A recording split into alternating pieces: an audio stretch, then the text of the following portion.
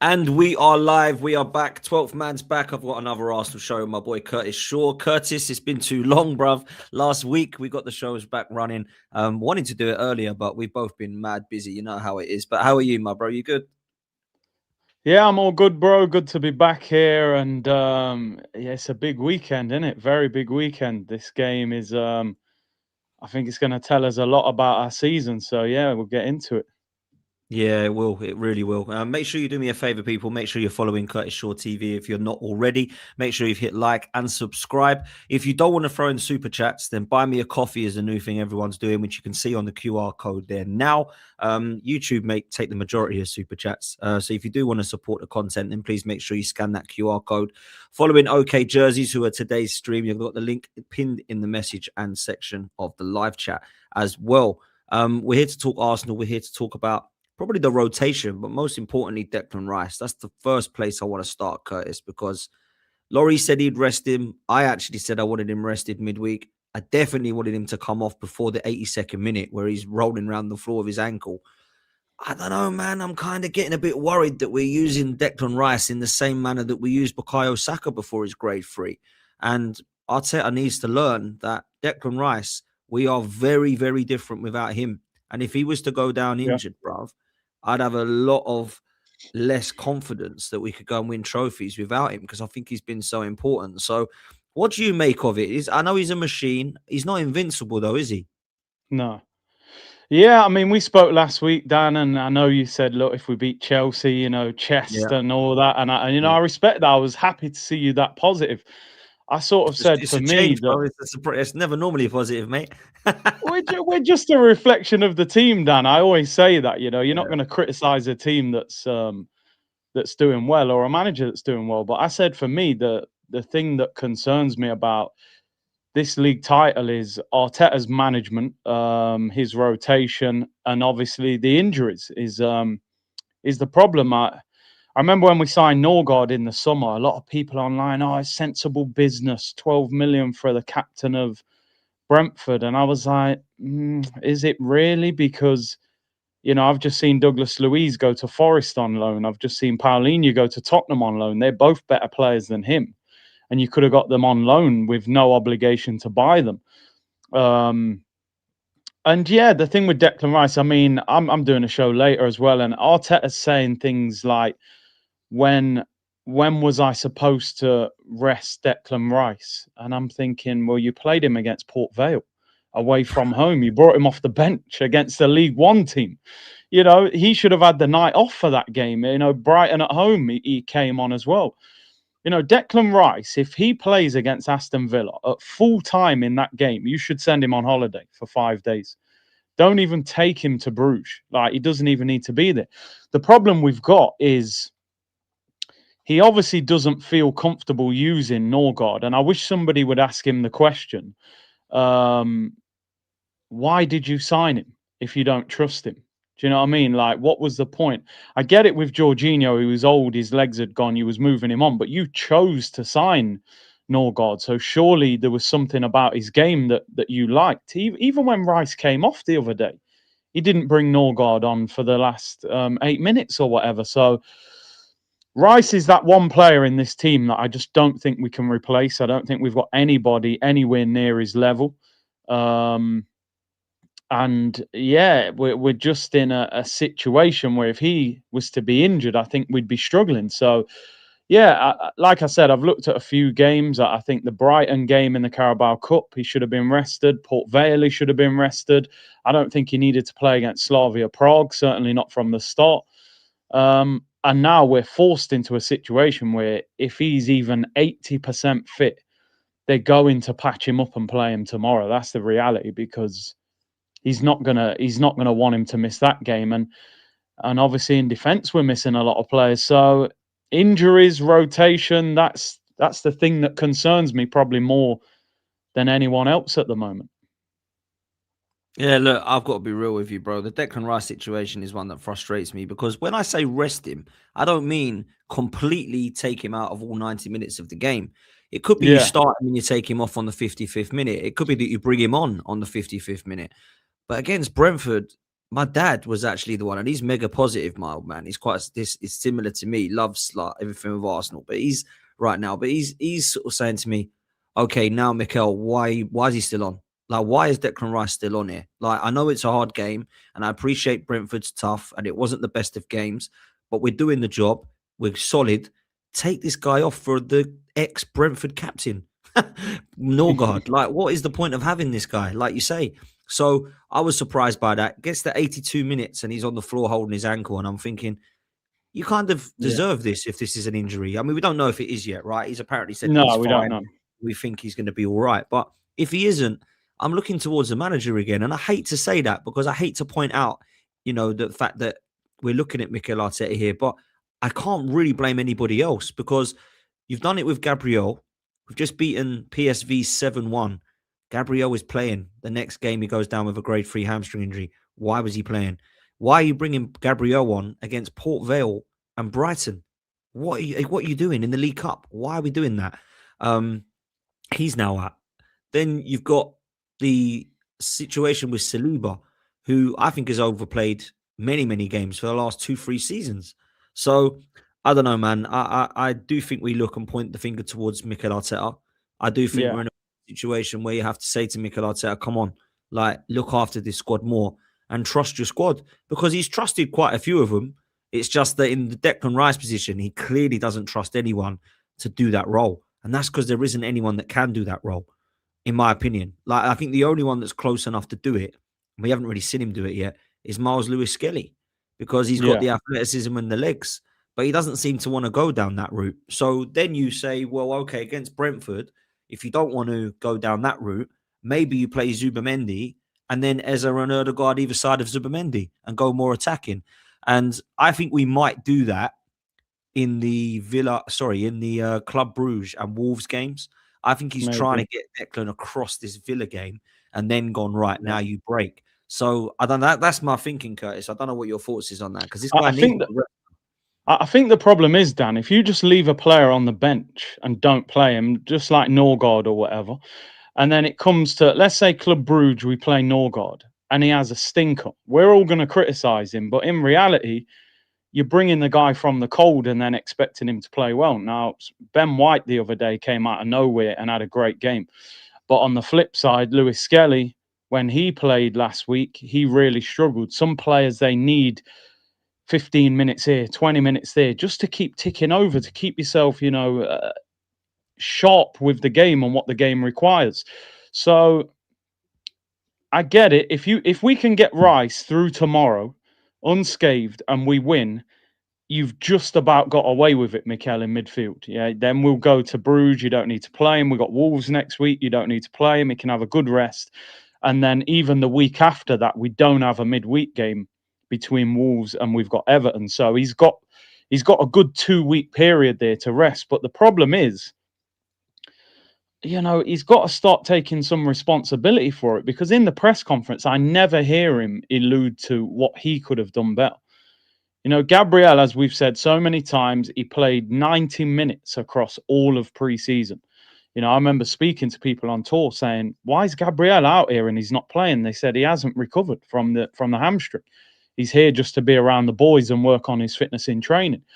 He played the 2 games at the Emirates, 30 minutes Villarreal, 60 minutes against Bilbao. He played every league game pretty much after that. He even featured in the Carabao Cup games as well. And now he's got injured. And I know people say, yeah, the injury happened with Brazil, but it feels like a culmination of what's happened playing for Arsenal. You then look at Saliba. Saliba does his ankle in the warm-up. You decide to risk it. You then have to take him off. And then I just, and then you look at Rice and Saka. They seem to play every game for England. Surely you've got to have an understanding with Tuchel that, look, man, Saka's had a grade 3 hamstring. You've got multiple right wingers. You're in an easy qualification group. Rotate him. Look after him. I just think we're too reliant on the star players. And I get that every team, Man City will play Haaland a lot. But I've seen Haaland on 2 goals get dragged off. They had a Champions League game the other day and Haaland wasn't playing. Man City lost to Leverkusen. They made multiple changes. So if we're going to win the league, you cannot rely on 11 players. You're going to need a core group of 15 or 16 that at any given moment you can go, right, I can take Rice out. I'll play this guy. I'll take Timber out. I'll play Ben White. A lot of people before the other night were saying, yeah, Ben White, it might be done. Maybe we've got to move him on. Because he hasn't been playing, it puts something in your mind that they're not good anymore. I haven't seen Ben White for ages. He's injury prone. I'm not sure if he's that good. He comes in and has a game like that, and you go, oh, actually, we can rest Timber a lot now. We've got a good player there. I think we need to go into the market. I thought it was positive that Arteta said today that, we're open to the January window, because I thought with the fact that Nkapia came in on loan might have indicated we don't have any money left to go into the window. But when you got someone like Berta, I'm sure he can work some magic. So I still think we're a centre midfielder and a left winger short. I think we need better cover for Rice, and we need another left winger. So I'm hoping we go into the market in January and bring somebody in. But if we can get through tomorrow, it will all look a lot better, and then hopefully a bit of time to rest, get Saliba back, and Trossard and so on.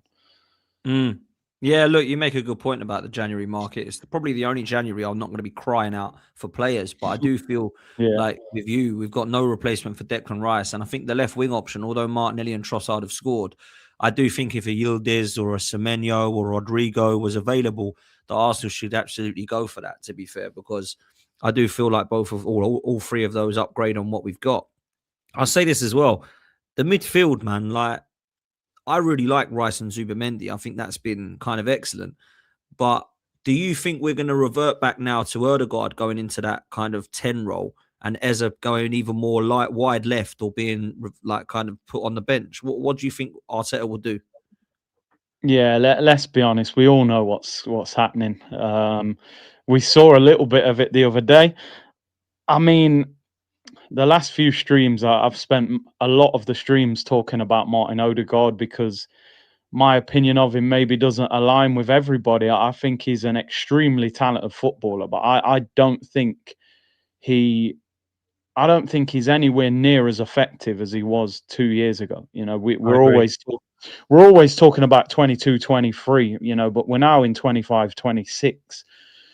And listen, there are certain games where I think he is effective. Like, he does keep the ball well. Eze definitely doesn't get on the ball as much as Odegaard. But does Odegaard damage the opposition enough is my problem. He doesn't score many. He doesn't create many clear-cut chances. I think Eze and Odegaard in a midfield together would actually be really good. I think you could play Odegaard in the 8, Eze in the 10, maybe Rice in the 6, but he's not going to do that too often. I still think he's got a role to play in the team, but I don't think he's a player that I would be playing every week. I looked at Odegaard a year or 2 years ago and thought, you've got to play him. Now I look at it and I think certain games I wouldn't pick him.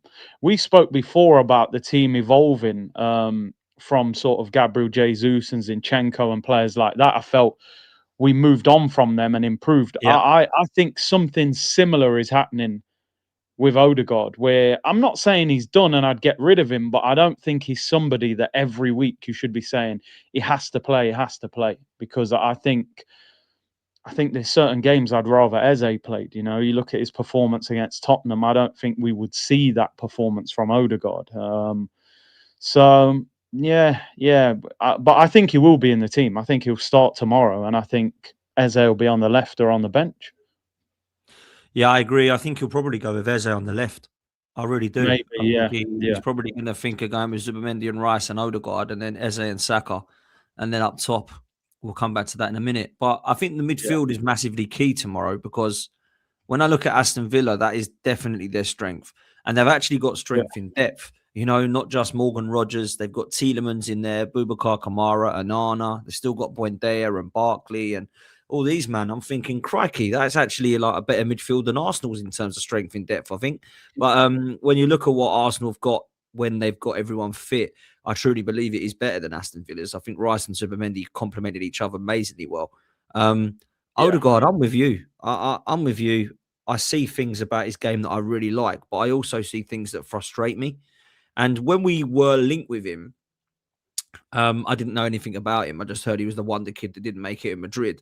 And when he came into the side on loan, I thought, yeah, he looks all right. But I don't know if he's what we need. And I remember at the time saying that I liked the look of Houssam Aouar, who had just come onto the scene, James Maddison, who was absolutely balling out for Leicester at the time. I thought, let's go for one of those. And then I got in the mud with it, really, because Aouar's never really got any better. Maddison just keeps getting injured. And Odegaard had that brilliant couple of seasons. But he's disappeared since then, Curtis. He has. Odegaard has disappeared since then. And I appreciate he brings the leadership qualities on the pitch that people say in terms of leading by the press and by example and role models, all that stuff. But I don't think that that's enough for me to get excited. I've got to be real. And I look at his performances and they're just all right. They're nothing major. Yeah. You know, he's not a Declan Rice on the pitch. He's not a Gabriel. If he got injured, I really wouldn't be crying about it. I don't want any of my players to get injured, by the way. But if he does go down, I'm like, oh, well, Eza can come in. I'm not too fussed, you know, or Ethan can come in. Like, if I was said to you now, oh, Odegaard's not playing tomorrow, mate, Ethan is, would you be crying? I wouldn't. I'd be like, okay. Not at all, Dan. And listen, I know there'll be people in the comments going, he's just come back from injury, blah, blah, blah. But let's be honest, this isn't new with Odegaard. Odegaard was massively underwhelming last season. He played 30 Premier League games last season. He scored 3 goals. Now, I'm not one of these people who lives and breathes football by stats. You got to go by the eye test, and I appreciate he brings other things to the team. But let's be honest, the Tottenham and Bayern Munich game were probably the 2 best performances of the season for Arsenal. He didn't play in any of those games, or he didn't start any of those games. So clearly, he's not. I'm not scapegoating him. I'm saying he's not as instrumental as he was previously. Is he a great captain? I'm not so sure. I've said multiple times I think Declan Rice would be a better captain. Yeah, Arteta's not going to drag the armband off him. That's going to destroy his confidence. But when you say this, a lot of people see it as a positive, as a negative thing. Oh, you're scapegoating a player, blah, blah, blah.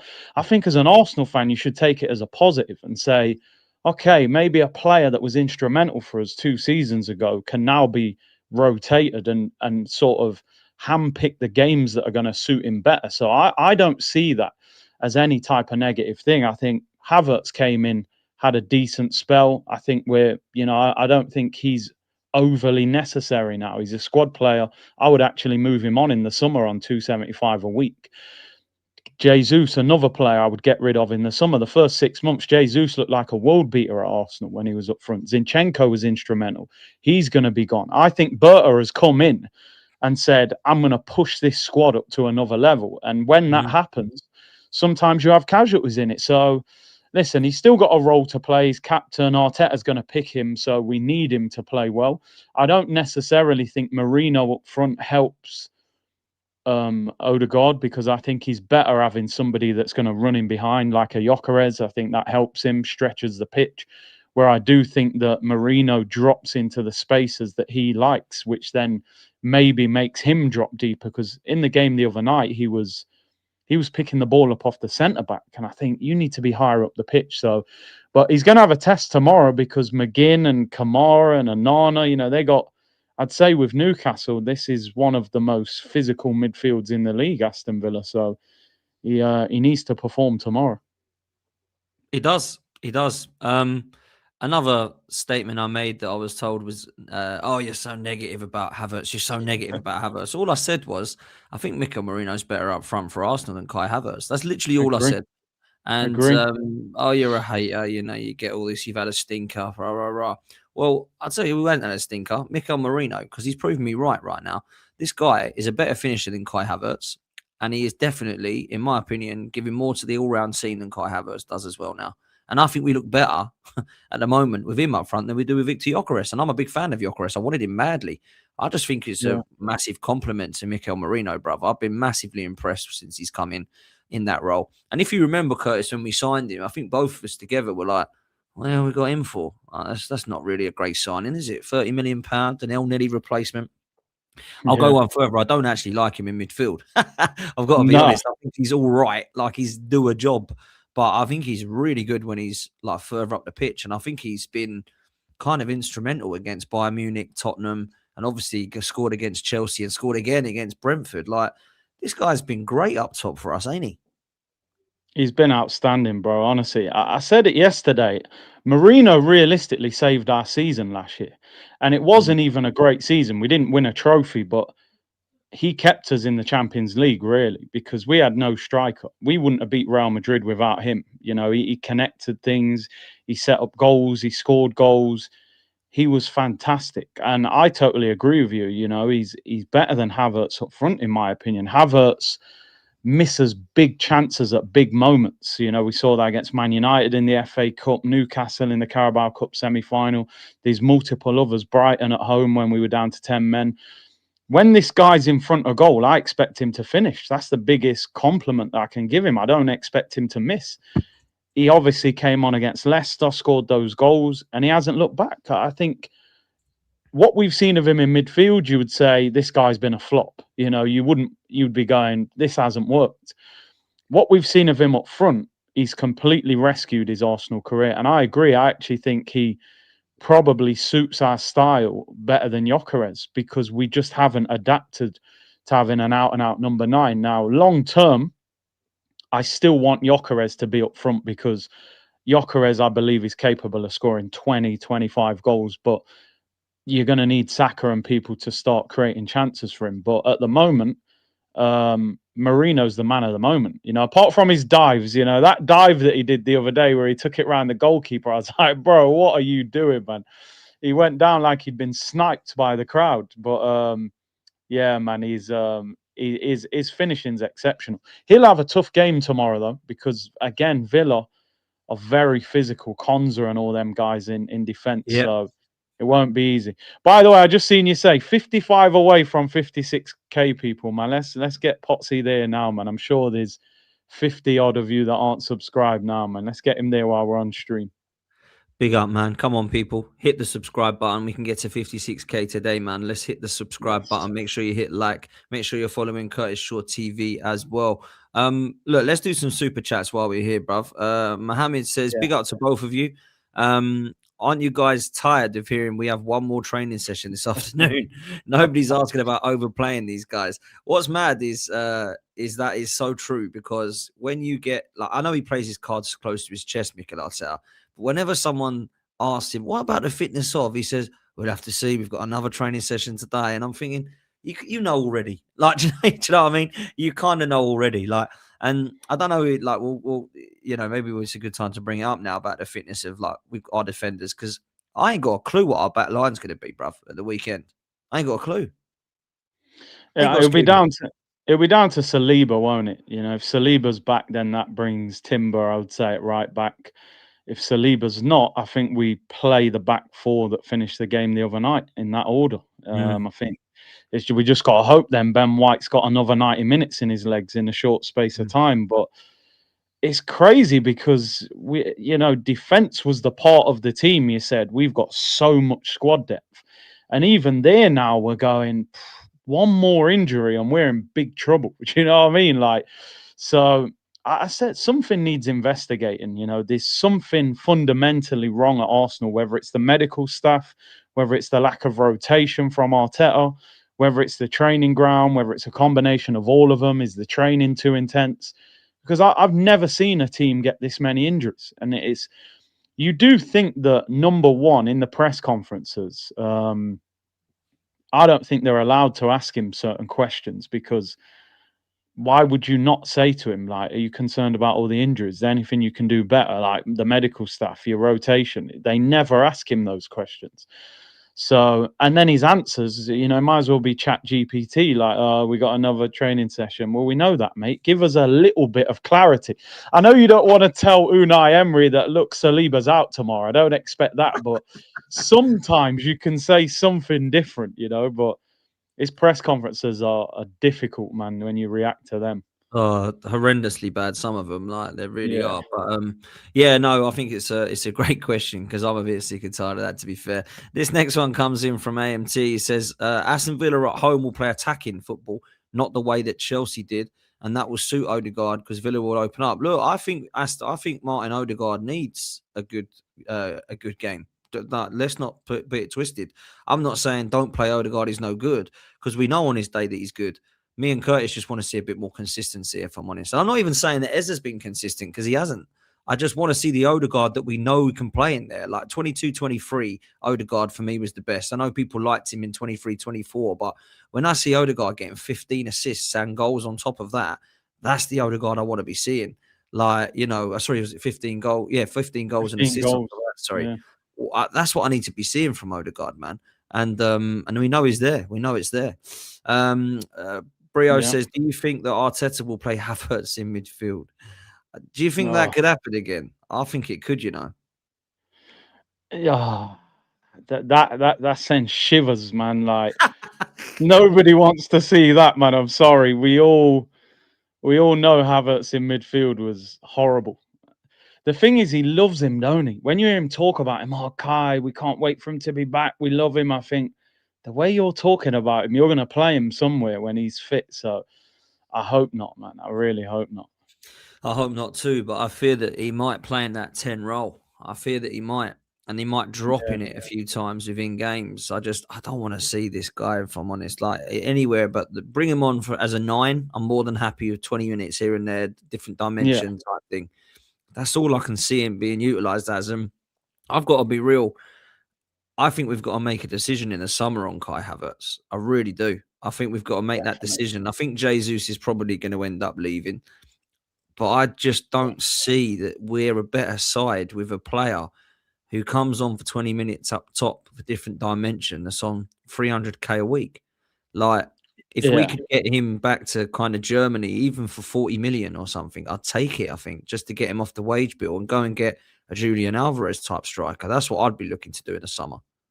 Yeah, there's no way your top earner can be a squad player. It just doesn't make sense. Like financially, you can't have nearly 300 grand sitting on the bench. And when you've got Gyökeres, when you've got Merino, then where is Havertz needed? He doesn't do a lot in midfield.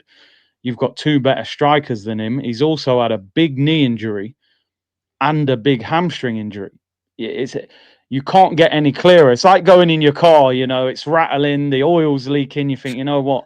I'm going to go and we buy any car and get rid of this before the engine drops out. That's what you got to do with Havertz, man. Quick sell him, see if someone in Germany will give you 30 million for him and get him out, man. I'm sorry. I'd get rid of him sooner if I could. I'll be honest. He'd be going in January and then I'll go and get someone else. But yeah, like, he makes a good point there. If Nicholas Jackson's the backup to Kane, and I don't think they'll sign Jackson, would they take a Havertz just as a backup? And he's a German international, They're not going to have a world beater as backup for Kane. So yeah, I'd be offering him all over and see if someone would take him on the cheap. The problem we've got is Arteta is not going to do that because he loves him. And it kind of segues into this question from Andy, who says, has Arteta made a rod for his own back with Odegaard being captain? He put a lot into the PR of Odegaard being captain. Can he actually change it now? He doesn't want to change it, even if he should. He doesn't want to.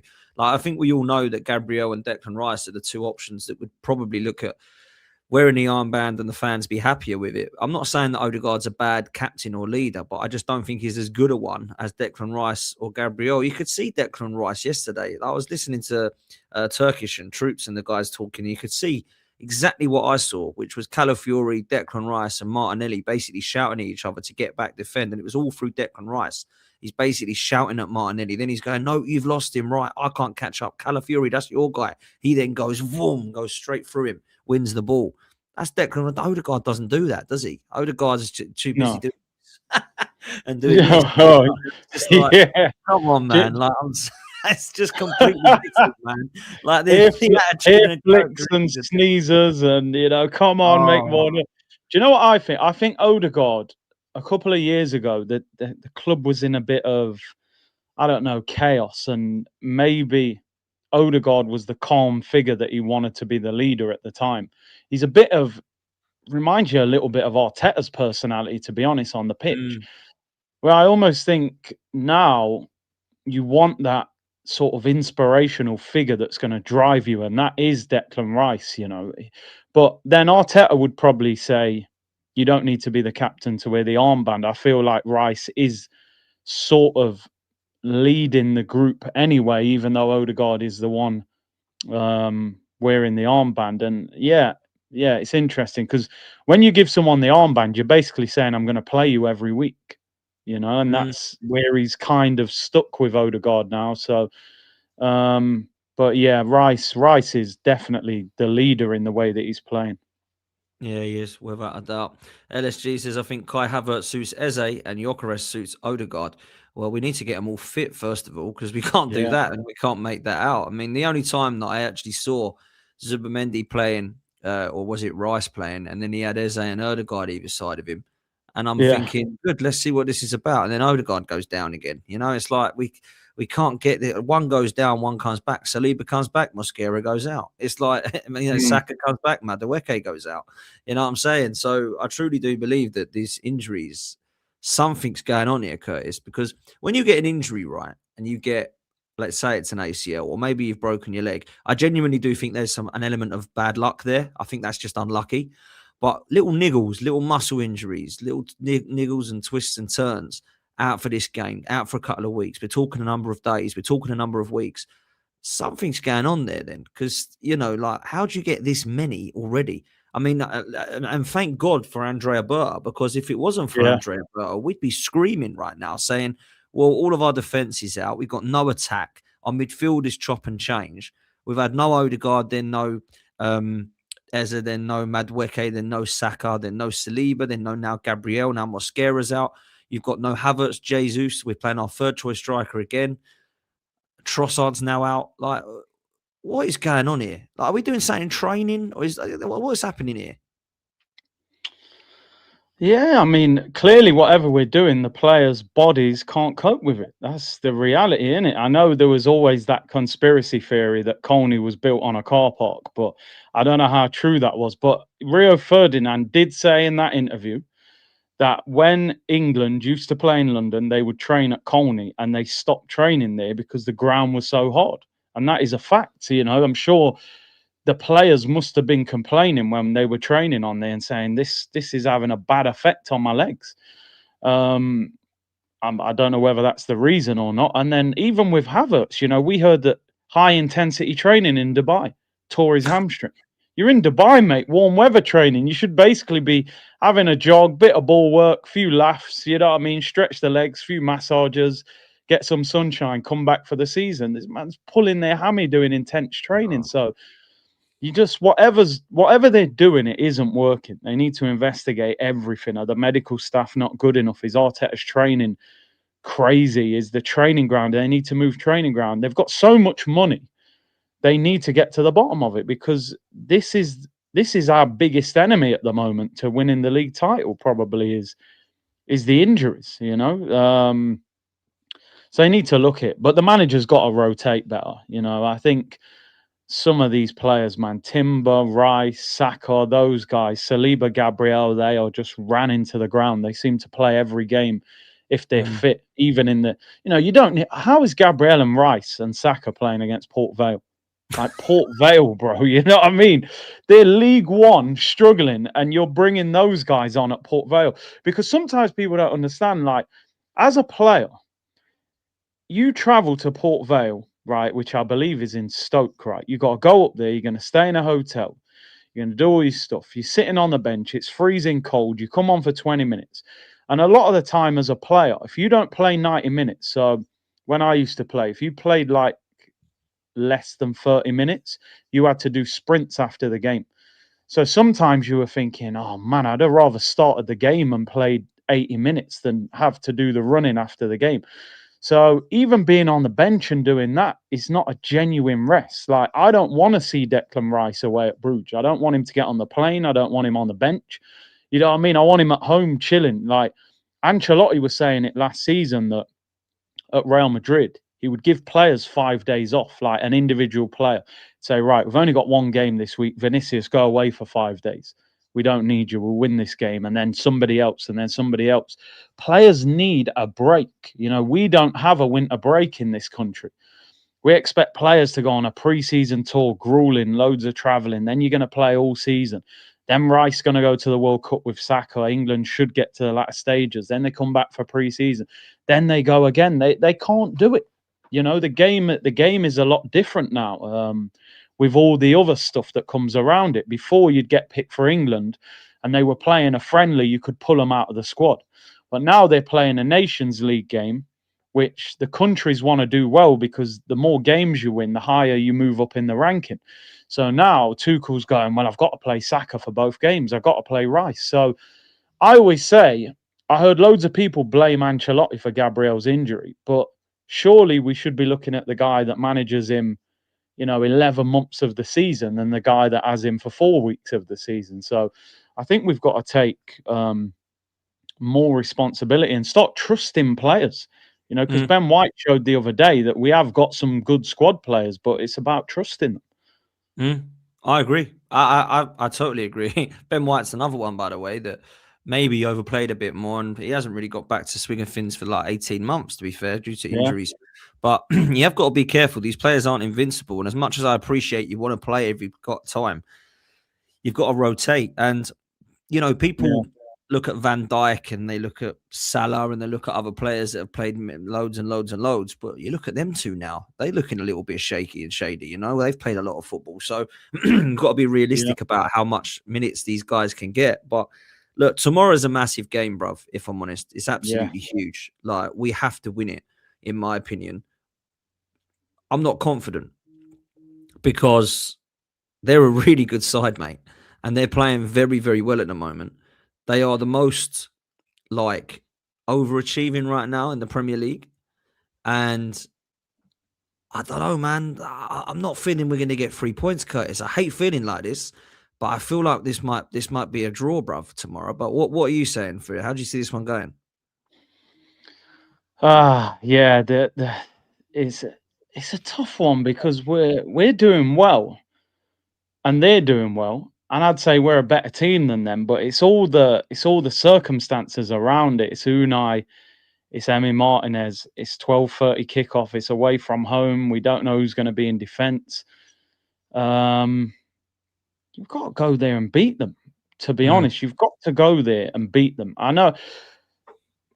Would we take, like me, I'm not, somebody said this yesterday, would you take a draw? I'll be honest, I wouldn't. No. I wouldn't. There's context. You go 2-0 down, you get a 2-2 draw, you'd say, oh, it's a great fight back, you'll take the point. But I keep saying it, we need to pull away from Man City. If we're close to Man City in March, I'm nervous because I've never seen Pep Guardiola lose a title race. I've seen a title race disappear from him where he gets to the point where he says 12 points behind, leave it, we'll concentrate on the Champions League. That's when you beat Pep Guardiola. If you're 2-3 points ahead of Pep in March, I think you're in big trouble, because that's where he sort of comes to life, and says, I'll show you how to get over the line. I think we've got to beat Villa. Villa are a good team. They're in a great run of form at the moment. I still don't think Villa are a great side. I think they're overachieving. I've said before that I think the Premier League is very, very weak this season. In the summer, I was excited by the Prem. I thought, we've signed Eze and Gyökeres, Sesko and Buemo, Cunha to United. Liverpool have got Isak and Wirtz, Xavi Simons, all these exciting attacking players. The Premier League's been awful. The Premier League's been absolutely awful this season. Let's be honest, that Arsenal-Chelsea game was first against second. It looked like a rugby game. You know what I mean? They're fighting us. We had no real quality in the game. And I think Aston Villa have benefited from an inconsistent Man United, a flimsy Tottenham, a Chelsea that loses games that they should win, a Liverpool that's fell off a cliff. And they've sort of ticked over, gone on a nice little run. And all of a sudden you're going, wow, Aston Villa, who didn't score in the first few games, are a third and only 6 points off. I think if we go there and perform, we'll beat them. I think we'll have too much quality for them. However, if we go there and we're fiddling around like we was at Stamford Bridge, we're going to have problems, because Morgan Rogers, by the way, is a player that I would be looking at in the summer. Now, this is where I talk about Odegaard. The problem with Odegaard for me is, if you're an attacking midfielder, and some people say 8, some people say 10, you've got to either have a pass that can split a defense wide open, or you've got to be a goal threat where you're shooting and people are closing you down because they're scared of you being on the ball. Odegaard's shooting has fell off a cliff. I call him pillow foot. It's like he's got no shot power. And creatively, he doesn't create enough chances for me since probably a couple of years ago. Morgan Rogers is dynamic. He's difficult to mark. He can shoot. He's everything that I would love to see in the team. I would love to see Arsenal go for him in the summer, whether we got room for him. So, yeah, but I am with you. He can play the kind of deeper role as well, like the Jude Bellingham role, our Rice role, up and down, up and down. Or do you think he's too attacking for that, Lord Rogers? I don't think you'd want to make him do that, if you know what I mean. I think you want him to have, because when you look at Villa, Kamara and Onana and McGinn, I feel like they are doing the dirty work for him, and then Rodgers goes and enjoys himself and gets high up the pitch. I think similar with Eze, really, when he's playing for Arsenal, you don't want him to do too much of that dirty work. I think we've got to win. You know, the Chelsea game felt like a missed opportunity to me. The Sunderland game felt like a missed opportunity. And we beat Villa last year as well at their ground, even though I don't think we played great. But it's a tough game. There's no doubt it's a tough game. But I think when you're in a title race, when it's Pep chasing after you, I think you've got to beat them. You got to, even if it's a tight win, a scrappy win, I think you've got to get the points. Yeah, I mean, I'm just thinking of profiles for like a Declan Rice type replacement, and I think Morgan Rogers is far too attacking. I'm with you. I agree. I just wondered if he could be a Bellingham. I think he is a Bellingham, but Bellingham's really more attacking, isn't he? To be fair, yeah. So I actually argue that I think he ain't far Bellingham's level. I really believe that. I think Bellingham's a little bit overrated. I don't know what you think about that, but I think he's a good player, but not like Zidane level, like some people make him out to be. Just thinking of like a profile, Adam Wharton, Baleba, maybe they're the kind of players that we could look to go for in the summer. Elliot Anderson was another one mentioned, but I think they're all very defensive minded. I'm not sure you've got many. They've got the legs of Declan Rice, maybe like a Kefren Turam at Juventus. Like he's got athleticism. Maybe we could bring in somebody like that. Just trying to think of other people, but let us know in the chat who you think, to be fair. Look, it's going to be mad tomorrow. It's going to be tough. Unai Emery deserves immense credit, by the way, because they were they have 4 games that didn't score a goal. I think they were the only team in 92 that didn't score a goal, and then obviously now they've gone right way up to, competing. And if they beat us, which could happen, they're 3 points off us, mate. And people are talking about being in a title race again, like they were a few years ago. I think we have to dominate midfield in this game, which is why I need Rice fit and Zubimendi also playing well, and I think we have a chance. What's your thoughts on Bukayo Saka of late? Because a lot of people have been disappointed with him. He did, obviously, he's got goals and assists in his last couple of games.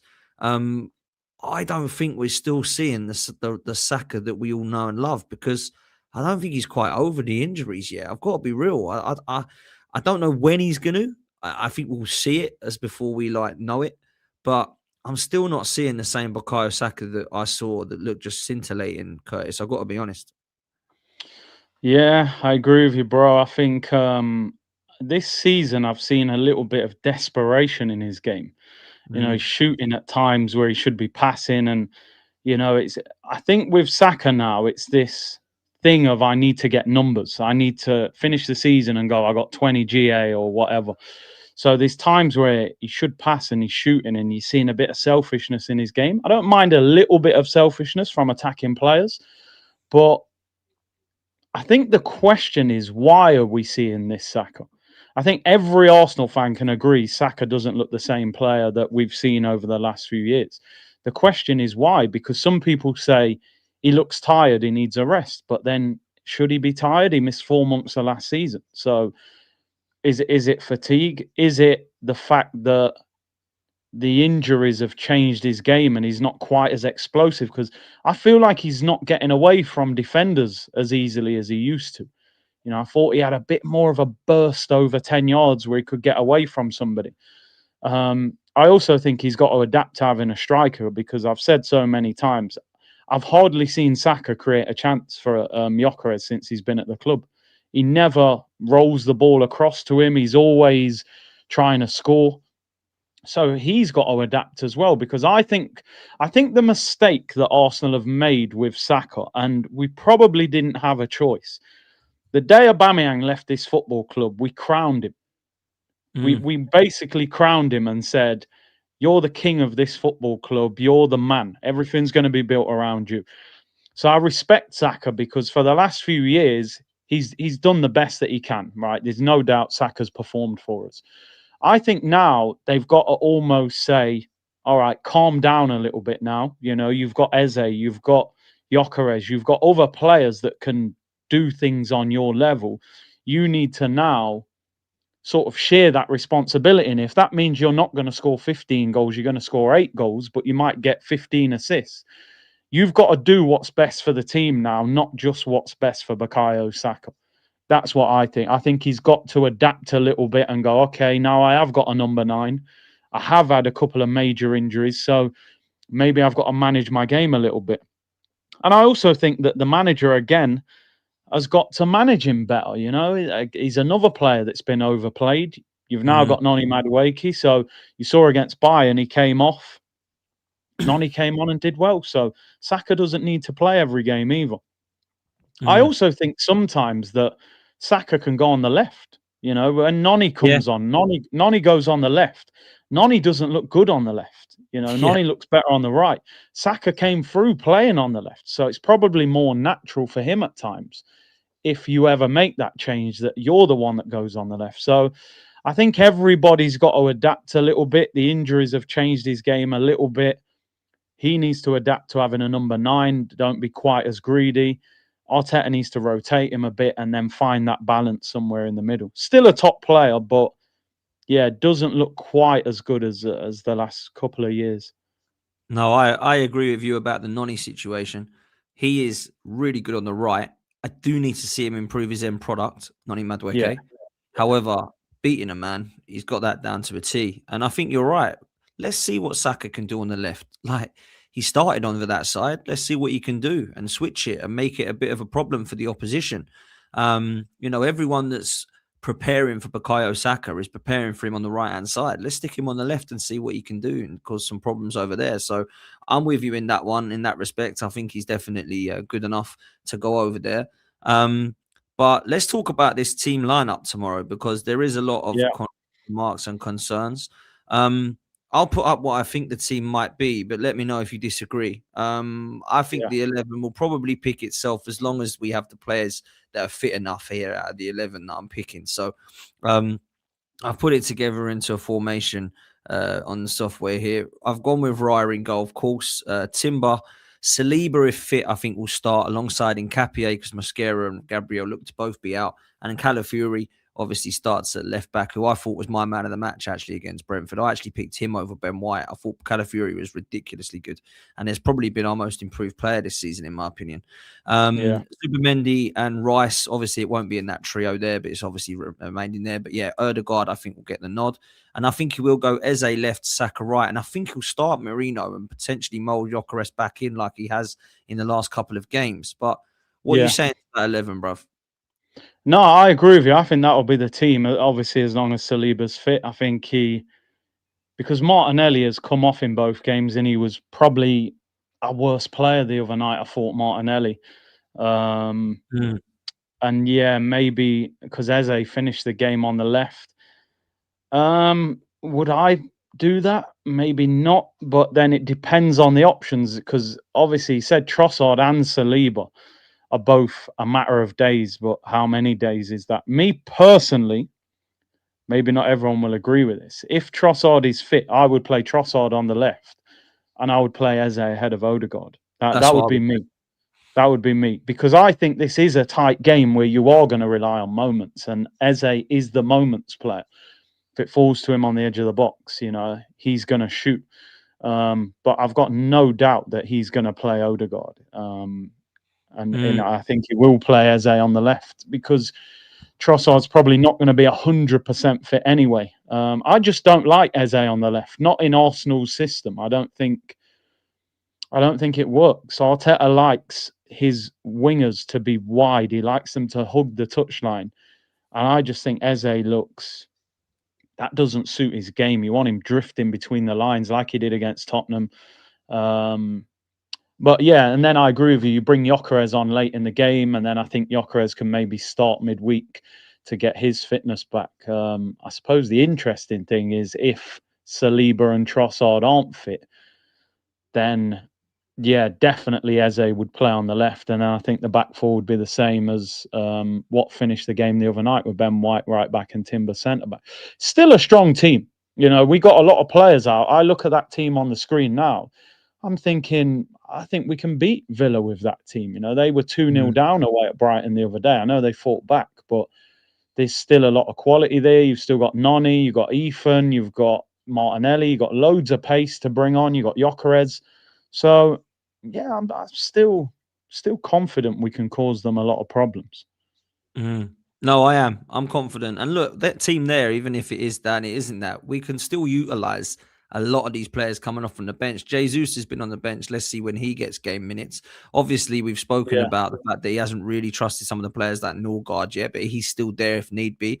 Lewis-Skelly, Ethan Waneri, they both need and want minutes. You've obviously got Max Dowman, who at the moment is playing a lot for the youth team, but looks like he's going to get chances on the bench. Madueke is now back. Yeah. Gyökeres can come on. And yeah, at the back, you know, Ben White's been mentioned. So I do think that Arsenal right now, although we've got injuries, we have really got a strong squad. That I think that if it is going to be something similar, that's the team I would go with, what the ones out on the screen now, if everyone's fit.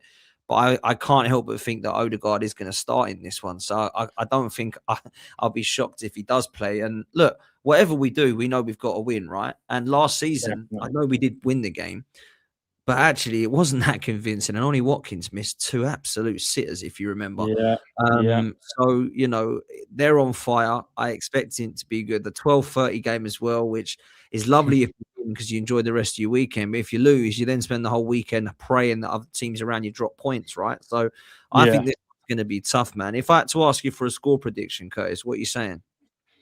I'm going 2-1. 2-1 is sort of that score when you're not totally confident, but you're hoping for the best, you know.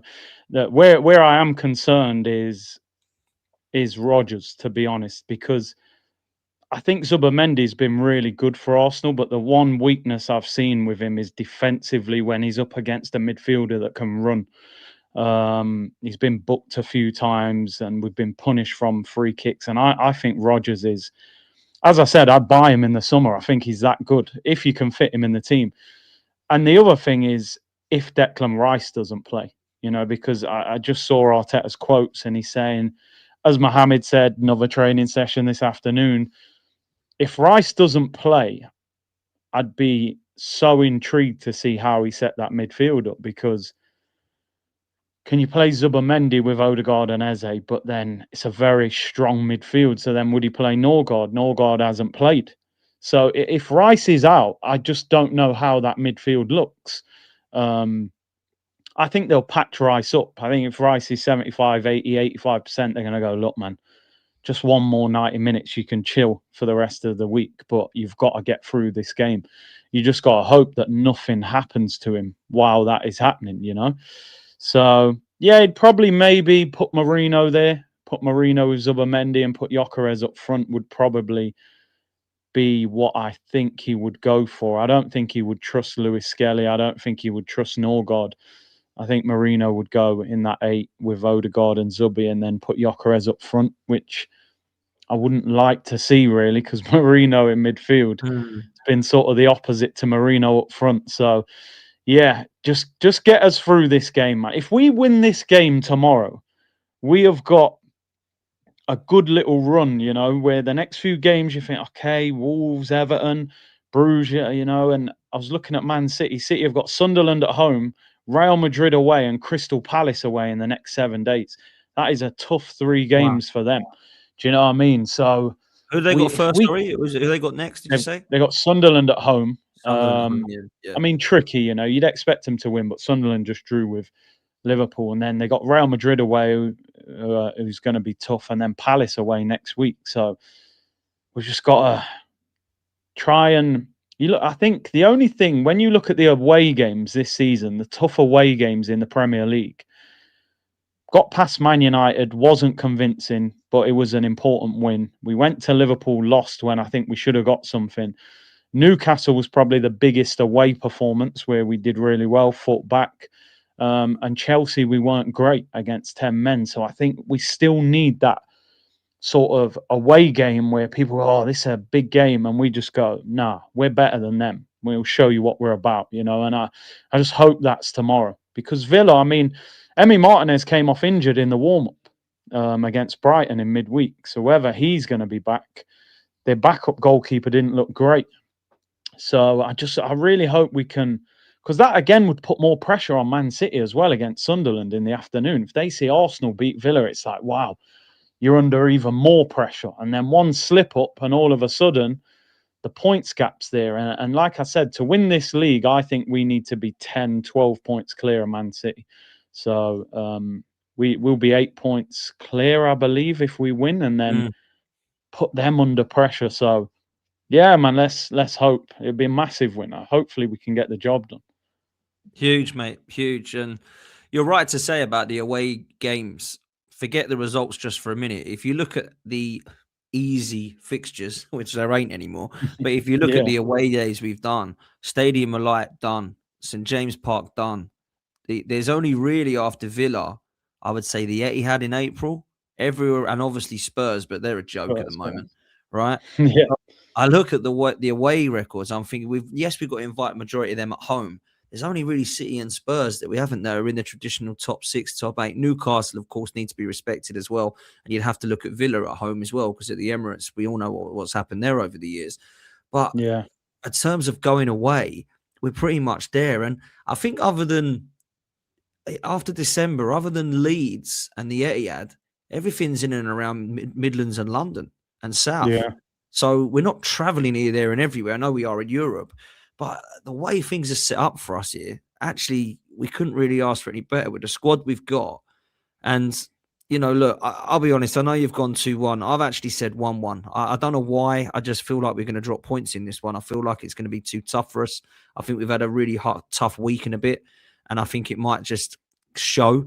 I hope I'm wrong. And I hope that we can turn up and win 2-0 convincingly, and we'll go home and have a great weekend. But I'm just feeling like respecting Villa a little bit too much and thinking that Villa might take something from us. But look, I hope I'm wrong, and I've been wrong many times. So let's hope that you're right and we win the game. Yeah. I wanted to ask you before we close, bruv, because we'll come to an end now, where you are right now. Is it too early to get confident? Are you quietly looking at Arsenal confident? Are you looking at the teams around us inconsistently and thinking this is our year? You know, or do you think that the pressure might just be too much for us and we might have another second again, LA? What are you saying, bruv? No, we don't want no second again, LA. Do you know what it is? Because of what's happened the last 3 years, I just take it week by week. Every week I feel different. After Chelsea, I was angry. Do you know what I mean? After Sunderland, I was disappointed. After Bayern and Tottenham, I thought we can beat anybody on the planet. Like, it's a roller coaster of emotions. It's too early for me. You know, I just think it's too early. I don't think there's anything wrong with Arsenal fans dreaming. You know, of course, that's what sport's about. I'm dreaming. Oh, May, you know, the parade, and can we win more than the league? Can we win 2 trophies? Like, there's nothing wrong with that. And I keep saying this has to be the season. I don't think Arsenal will get a better opportunity than this season, because Liverpool in the summer, we all thought that window is going to blow the Premier League away. They have fallen off a cliff. Man City, this is a flaky Man City team, let's be honest. You know, they're conceding 4 at Fulham. They've got a young left back. They've got a midfielder playing at right back. Rodri's injured. They're having to manage Haaland's minutes. Mamouche and Aït-Nouri are going to AFCON in 2 weeks. We've got nobody going to AFCON. You know, Salah's going AFCON. Other clubs are losing players to that. If we don't win the title this season, I don't know when we do win it, is what I would say. I think we absolutely have to win the Premier League this season. If we are short in January, he needs to go to Josh and say, listen, I know we've spent all the money, but you're going to have to bring some of that summer transfer window forward. Or Bert has got to get creative and say, okay, it's a loan with an obligation and we'll pay an extra bit. However we get over the line, People keep asking me, would you loan out Ethan? I wouldn't loan out anybody. I want too many players in this squad, not less players. Even if that means that on a weekend, 3 first-team players aren't in the squad, so be it. Don't risk leaving yourself short, because our injury record, we always end up in a situation where last season we had kids on the bench I'd never heard of. I didn't even know what they looked like. I don't want to see that, So if Ethan's not happy, he needs minutes, Ethan will talk in the summer. Lewis-Skelly, you're not happy, we'll talk in the summer. Keep all of them. Keep Jesus as well, by the way. Keep Jesus. No one's going to buy Jesus in January, right? He's on 250. He's come back from an ACL. The best you're going to get is a loan. Keep Jesus. I even think Jesus could be a half decent squad player. He can play out wide. You're not going to get the Jesus of 2 or 3 years ago, but keep him till the end of the season. So, listen, I think we're the best team in the league, and I haven't thought that in the previous 3 title challenges. I've always felt like we were inferior to Liverpool or to Man City. I actually think we've got the best team in the league, but it's the manager, it's the injuries, and it's Pep Guardiola and Haaland. They're the sort of speed bumps that we've got to overcome. Yeah. Haaland scores 37 league goals. How's that going to look for Man City? He might just run through everything by himself. So we need to beat them as well. It'd be nice if we'd have beat them in that home game. I know it's all ifs and buts. And somebody said earlier, you expect us to win every game. I don't. I just think sometimes, you've got to grab opportunities when you get the chance. So listen, I think we're favourites to win the league, but I can't say we are going to win the league, because I said it in 22-23. We're 8 points clear. We're going to win it. And then Haaland was flicking his hair around. You know what I mean? 23-24, I thought we were winning the league. I said, what? We can't stop. We're battering teams. And then Villa have actually ruined our season at the Emirates. And then, so, yeah, I don't know. I think we're in good shape, but we can't keep getting injuries. That's the one thing, because I'm not seeing City players drop like flies. I'm not. It seems to be us, but I'm hopeful. I think this needs to be the year. If it's not the year, then things need to change dramatically, because we should be winning this league. I agree. And if there's any season for a team to do a Leicester, it might be this year. I mean, because it ain't Arsenal. Is it guaranteed to be City? I don't think so. Like you've just said, they've got vulnerabilities.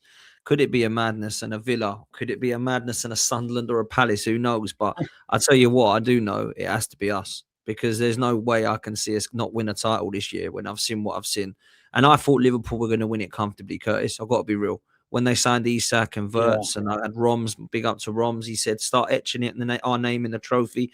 I hated to agree with him, but I was with him. I was like, yeah, they can't not. They've got the best 11 that I think is in the side when everyone's fit, But I look at Arsenal right now, and I do think we've got the best squad. Even with all those players Liverpool have signed, I think we've got the best squad. And the manager now is the only question mark for me. There's 2 things. Is he good enough to get us across the line? And the second thing is, can we hack the pressure when it's on? Because the pressure ain't really on in November, December. Like, there's always pressure to win games. But in terms of like this one matters. And when we get to March, April, there'll be serious pressure. And that's the big question mark I've got. Have we got the bottle to get this across the line? Because this might sound a bit silly, and it's early to take this, right? Because in November and December, the pressure is different to what it is in March and April, right? However, there's only been 4 games this season that Arsenal have already had where I thought there's a little bit of pressure in them for different reasons. Anfield, because they're the champions, you want to make a statement against them. We didn't win. Manchester City, they came to our ground. We believed they're going to be in a title race with us. We didn't win.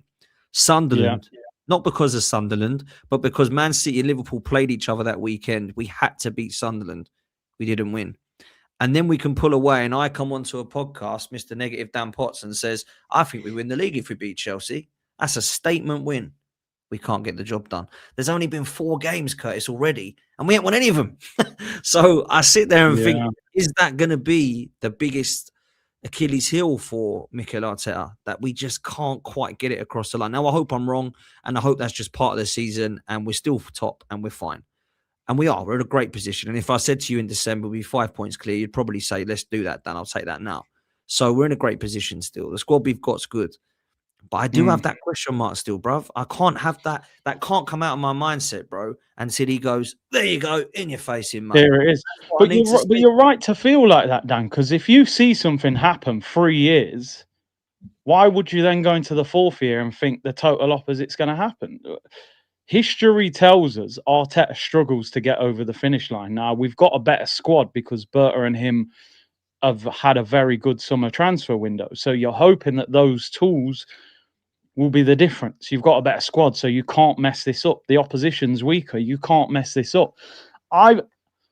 We've spoken, and I still look at Man City as a bigger problem than maybe you do from the energy I've had when we've spoken. I still just got this thing with City that even though they don't look particularly good, it's like, Haaland is on fire. Foden's starting to play well. Doku's look lively, and you think Rodri's going to come back at some stage.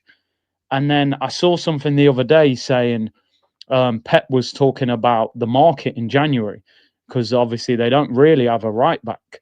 And you've seen Man City just drop 200 million in January before. So if he gets to January and thinks, only 4 points behind Arsenal and they haven't really got much money, we'll go and drop 200 million on Livramento and someone else. So this is why I keep saying, get away from this Man City team while you can, because if all of a sudden Rodri's back and he's fit and they get a right back and these players are back from AFCON, that's a different animal to try and get away from. So this is why I'm hoping that by time like January comes, we're already like 10 points clear of them, which isn't easy, of course. But I saw they've got Chelsea, I think, and they've still got to go to Anfield as well, haven't they? Because they played Liverpool at home. They've got some tough games. And they've got to play Chelsea twice as well. Yeah. And I know Chelsea at the moment are being laughed at because of Leeds, but they turn up at the big games, Chelsea. They just do. Liverpool won't want to lose at Anfield to City after what has happened before. So that's kind of where I'm at, man. But City have got to be. But I do think Liverpool, I'm not concerned about them until they start to get between 5 or 4 points behind us. I think they're kind of a mess right now. Chelsea are just far too inconsistent. It is really only Manchester City as far as I look now, and I think everyone's in a title race, right? Everyone is really. But when I get to April, who am I going to see right with Arsenal? It is going to be Man City, in my opinion. It's going to be City. I look at the others potentially dropping off a bit, but we'll see what happens. Let's do these supers and then get out of here, bruv. This is Brio says, Starboy to Scrooge, he must watch A Christmas Carol. Bit harsh, brother, bit harsh. But Merry Christmas, everyone. Chris, my guy, thank you so much, man. Great to meet you that time as well. Dan, it's Chris from Jet2. I literally met Chris at the airport at Stansted. Literally, he was chatting away to me whilst he was working. Hope you and your mum are well. Thank you so much. Bless, bro. I think if we beat Villa, we'll go on a long winning streak. Do you know what? If we do beat Villa, I agree with you. I think that they actually will allow the confidence to just keep carrying through. And because of the Chelsea situation, the fact Brentford missed midweek and just got the job done, I think this Villa one would be a big statement one. But big up to you, Chris. I hope you're well, mate. And keep doing your thing, and love for the support, man. Appreciate it. Big up to my guy, Max. AFC Max, been a while, man. I hope you're well. Big up, Max. Big up to you, my brother. He says, hey, Dan, Big C, do not let Don get away with murder, Dan. He said his centre-backs are better than Gabriel. And who's that? I guess he meant Saliba. He said Lavia is better than Rice. Caicedo's the best DM in the world. And Esteval is better than Saka. I mean, let's be real, right? I love Don. But Don makes some mad, wild claims. And I'm seeing Don later. And I will be having words with him because he believes, and he will like this one, Curtis. I don't know if you know Don from our channel, Chelsea fan. Yeah, I've seen him, man. Yeah, it's good. He said, I asked him genuinely. I said, we've got you soon, bruv. Needs to do a combined 11. What are you saying? I'm only taking Gabriel and Saliba. That's what he said. Is that what he said? You want Sanchez in goal, you want James, you want Cucurella, you want Lavia and Caicedo and Enzo. Doesn't want Rice, doesn't want Odegaard, doesn't want Saka, he's got Esteval. Doesn't want Gyökeres, he's got João Pedro. It doesn't want Trossard. Probably take Gittins or Garnacho over Trossard. He's very, very, very Chelsea minded. But Yeah. I'm not letting him get away with it later, that's for sure. But big up to you, Max. You're a legend. That's for sure. Look, Curtis, it's always a pleasure getting you one, bruv. Big up to you. Let them know how they can follow you and what you got coming up, bro. Yeah, I'm live at 2:00. press conference, so that'll be mind-numbing as always. We already know what he's going to say. You know, oh guys, we have another training session, guys. Yeah. So yeah.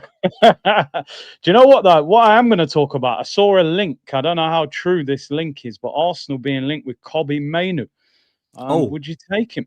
I don't think that would be a bad that's a signing. You know. brilliant shout, you know. That's a brilliant Yeah. shout. I don't know if he Yeah. is more box to box, but he could probably Mm, get into that role. But I really like him, and I can't believe they're not playing him. He yeah. doesn't fit into this Amrim system. They go Yeah. mad, Man United, if we signed him. Like if we put stuck in a cheeky 45 mil just to test the waters, see what they say. It might have to go up further because he's English and young and got potential, and it's Man United, but he would want to come because he ain't He playing, is would. he? He would. I mean, I suppose the only problem is, could we guarantee him football? But he'd Mm. be he'd be further up the pecking order than he is at United. I think United would sell him, you know, at the right price. He's not playing. It's pure profit. They're spending a lot of money as well. They spent big in the summer without really selling big. So yeah, we'll have a look at that. I think he'd be. He's only 20 years of age, man. I mean, it's a lot of potential. That is serious, serious potential. He can play 8 and box to box as well. I think he can play in a number, but I think that would be an excellent signing. But I think for Kobe, he'd probably want to go to an Everton where he's playing week in, week out, or like a West Ham or something to get like first team football. I think from Yeah, sitting on the bench at United to sitting on the bench at Arsenal, as much as it is an upgrade because you've got potential to be in and around the trophies that we hopefully win this year.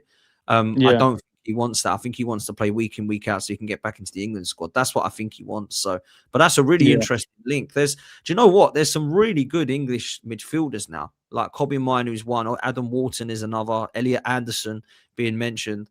Mm, Lewis Miley at Newcastle, I think he's English as well. Miles Lewis-Skelly, Ethan Waneri. We've got some Dowman. We've got some brilliant players coming through it for England. So, yeah, it's yeah. very interesting. But yeah, make sure you're following Curtis. Going to redirect to him anyway, so go and show some love over to him. He'll be live at 2 o'clock soon. So go and show some love to Curtis Shaw TV. Make sure you've hit the like button and subscribe. We're on the way to 60k people. We're getting there pretty quickly because of you guys. So hit like and subscribe if you haven't done so already. Make sure you're following OK Jerseys in time for Christmas. Use the code 12MAN and you can get some love over there. And there is a Christmas code at the moment for my merch for the channel. So if you do want to go and get some channel merch for your Arsenal loved ones, then please make sure you do that. The link's in the description and the code is FTM20 for 20% off. So go and get that in time for Christmas because it will come in time if you want the hoodies and the t-shirts and the accessories.